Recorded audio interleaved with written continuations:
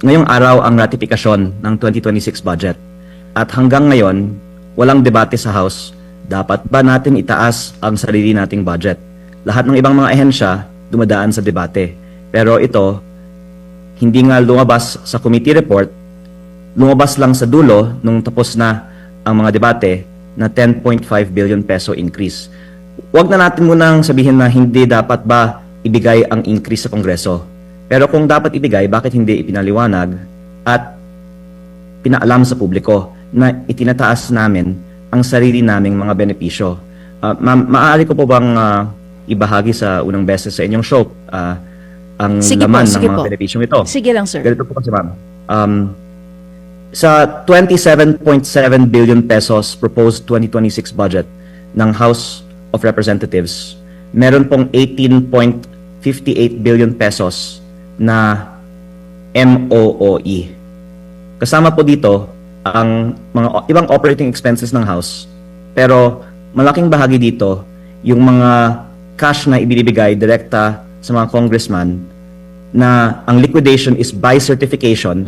Kaya ginagamit naman po ito para sa ating mga constituents. Marami mga humihingi ng tulong naman, alam natin, sa mga congressman, pati yung kanilang travel, communications.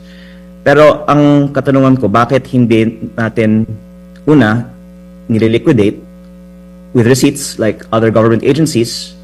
Lumalabas parang itong confidential intelligence fund. At pangalawa, bakit natin hindi ipaalam sa publiko magkano ang natatanggap ng bawat kongresista?